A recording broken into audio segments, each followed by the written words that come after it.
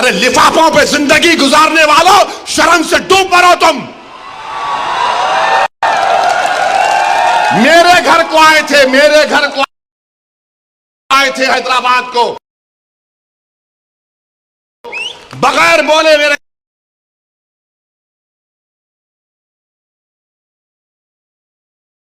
घर को आए। मैं वक्फ के बिल की मीटिंग में जा रहा था, पलट मेरा गार्ड फोन करा के साहब इतने लोग आए, मिला, घर पे आए तो मैं कहा कि मेरा घर इतना बड़ा नहीं है, आप लोग 20 लोग ले लीजिए, लोगों को बिठा, वो बात करे, बात करा, लेटर लिख के दिए को टिकट दो, मला मैं गौर करूंगा। फिर जाने से पहले कि अंग्रेजी कुरान का तर्जुमा जो तरक्की छपा हुआ है, उसकी 4 कॉपियां इन जिम्मेदारों को दिया कि आप मेरे घर को आए, ये अल्लाह के वली की कुरान का तर्जुमा है। एक एक हाथ में दिया तो औरंगाबाद जाके बोले हम घर को गए थे, हमारे को चाय तक नहीं गए। अरे आप पहले से बोल देते तो नान खलिया खिला देता मैं। मेरे को नहीं मालूम था कि तुम मेरे घर को खाना खाने आ रहे। कुरान करीम दिया ना हाथ में, अल्लाह का कलाम तुम्हारे हाथ में दिया, तुमको उसका भी लिहाज नहीं है और तुम दावा करते हो कौम का। बहुत बोल सकता हूं, याद रखो मेरी जबान को लगाम नहीं है, तुम्हारा घर से निकलना महाल कर दूंगा मैं यहां पे। मेरे भाई इमाम शाफई मुफ्ती साहब बैठे हुए, इमाम शाफई रहमतुल्लाह अलैह का जमाना है। एक दौलतमंद ने कहा कि अगर अल्लाह मेरे को बेटी देगा तो जब उसकी शादी करूंगा दीन और दुनिया की दौलत उसको दूंगा। जब बेटी की शादी का मौका आया, उलमाए किराम के पास गया, उलमाए किराम ने कहा कि नहीं तू नहीं दे सकता, दीन और दुनिया की दौलत तो कैसे देगा, तेरी कसम गलत हो गई। इमाम शाफई के पास गए, इमाम शाफई बोले बहुत आसान है। इमाम शाफई रहमतुल्लाह अलैह ने कहा तेरी बेटी की शादी कब है? उसने कहा फुला दिन है। बोले मैं आ रहा हूं, चला जा। इमाम शाफई पहुंचे, इमाम शाफई रहमतुल्लाह अलैह ने कहा कि आसान है। वो बोला कि हज़रत शादी तो हो गई, क्या है बताओ। बोले कुरान अपनी बेटी को दे दे, दीन और दुनिया की दौलत उसको दे चुका। मैं उनको दिया, 4 कुरान दिया उनको और बोल के दिया कि आप मेरे घर को आए, मुझे पता नहीं है, मैं वकीलों की मीटिंग में जा रहा था, पलट कर आया आपके लिए, ये कुरान करीम का तोहफा आपको दे रहा हूं। अरे तुमको ओवैसी से मजलिस से नफरत है, मगर कुरान करीम की तो अजमत का तुम लिहाज रख लेते।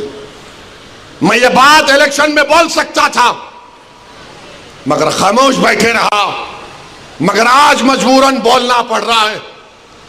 याद रखो तुम लोग जो काम कर रहे हो ना,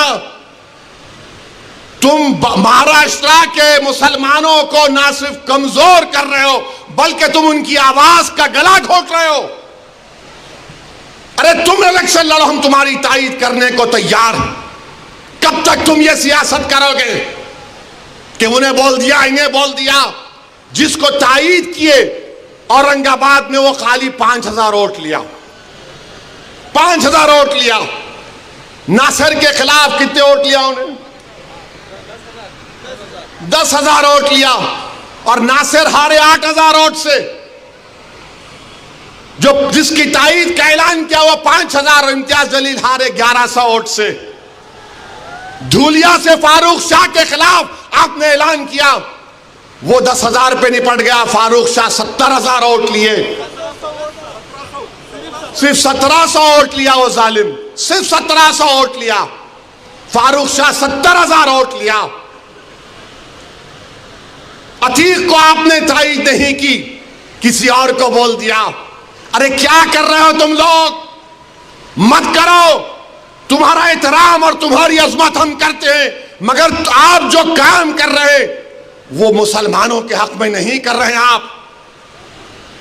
आपने हैंडल दे दिया बीजेपी को, बीजेपी ने पूरा प्रचार कर दिया और क्या नतीजा निकला जा आप देखो। कल ये बीजेपी की सरकार अगर कुछ करेगी तो कौन आके लड़ेगा? आप आएंगे रोड पे? यही इम्तियाज जलील, यही फारूक शाह, यही मुफ्ती इस्माइल, यही नासिर सिद्दीकी, यही फारूक शाब्दी, यही वारिस पठान मैदान में उतर के मुकाबला करेंगे। मेरे भाई, पहचानो इन लोगों को। मैं नहीं बोलना चाह रहा था, मगर आज मैं जरूरी है सच्चाई को बयान करने के लिए कह रहा हूं। बहरहाल मेरे अजीज दोस्तों और बुजुर्गों, अपने मस्जिदों को आबाद रखो। मस्जिद का फैसला आया था, मैं पुकार पुकार कर कह रहा था ये गलत फैसला है, इसके बाद बहुत सी चीजें खुलेंगे तो मेरे खिलाफ ये वही लोग हैं जो आज इस असेंबली के इलेक्शन में इनको और दो उनको और दो ऐलान किए थे।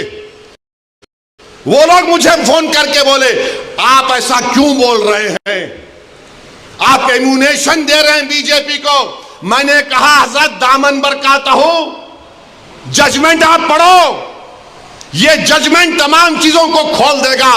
मुझसे कहा कि आप खामोश हो जाओ, ओवैसी तुम मत बोलो। मैंने कहा मौत मेरे को खामोश कर सकती, जब तक अल्लाह जिंदा रखेगा मैं सच्चाई को बयान करूंगा और बयान करता रहूंगा। आज बोलो खामोश हो जाओ। मैं जब कह रहा था तो कोई बोल रहे हैं मत बोलो, इनको क्या है, ये भड़काऊ भाषण दे देते, इनको क्या है, इनको टीवी पे जाके बोलने का शौक है। आज क्या हुआ महाराष्ट्र के चुनाव में, क्या बीजेपी ने क्या कहा जा जाकर। आज हमारे पास करण जैसे, क्या नाम है, यूसुफ पुंजानी आकर तकरीर करके गए, मैं इलेक्शन जीतने का हार गया। उन्होंने कहा कि बीजेपी ने पूरे महाराष्ट्र में प्रचार कर दिया कि फतवा जीतेगा या भगवा जीतेगा। बताओ ये कौन है लोग। अरे आपको अगर इलेक्शन लड़ना है लड़ो, आगे बढ़ो, सिर्फ बैठकर ऐलान करने से नहीं होता, इलेक्शन लड़ो, मालूम होता आपको कैसे वोट हासिल करना पड़ता है। एक आलिम दीन मुफ्ती इस्माइल आपके सामने जो इलेक्शन लड़ रहा भी है, मिंबर रसूल पर आपको अच्छाई को बयान भी करता है और चुनाव भी लड़ता है। मगर यह क्या बात है कि इलेक्शन आएगा इनको और दो उनको और दो। अरे आप लड़ो, आप नहीं लड़ सकते तो अपने दामाद को लाओ, चलो